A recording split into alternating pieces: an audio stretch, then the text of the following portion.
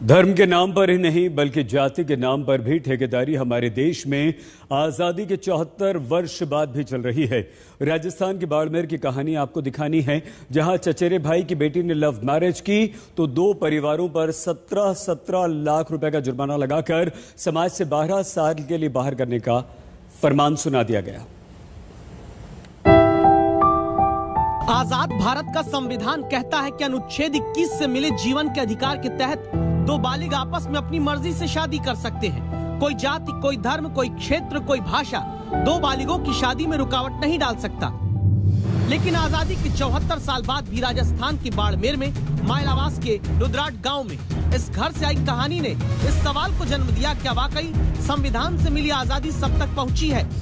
ये दो भाई हैं, नाम है फौज सिंह और अंगार सिंह। इन दोनों के चचेरे भाई की बेटी ने पिछले वर्ष प्रेम विवाह किया तो पहले भाई के परिवार को पंचायत ने समाज से बाहर करने का फरमान सुनाया और फिर खाप पंचायत ने चचेरे भाई की बेटी का प्रेम विवाह कराने में मदद का आरोप लगाकर अंगार सिंह, फौज सिंह के परिवार पर 17 लाख रुपए का जुर्माना लगा दिया।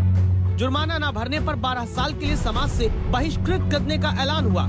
समाज से बहिष्कार मतलब कोई भी और इन्हें अपने घर किसी आयोजन में नहीं बुलाएगा, कोई रिश्ता नहीं रखेगा। अगर किसी और ने इन भाइयों से कोई संबंध रखा तो उसको भी 2 लाख रुपए का जुर्माना भरना होगा। पंचायत ने फिर हमारे पे बहिष्कार करके हुक्का पानी बंद किया और 1 साल के बाद हमने हमारे को पाबंद कर दी। फिर हमने 15 साल को वापस इकट्ठा किया तो हमारे पे 17 लाख का जुर्माना लगा दिया। 17 लाख दोनों भाई पे, और हमारे को 12 साल के लिए बहिष्कार कर दिया। पुलिस ने इस मामले में केस दर्ज कर लिया है, लेकिन हर जगह कानून का डंडा ही क्यों चले? ऐसे मौके पर वो जनप्रतिनिधि यानी विधायक, सांसद, मंत्री कहां चले जाते हैं जिन्हें समाज का वोट दिखता है लेकिन समाज की खोट नहीं दिखती?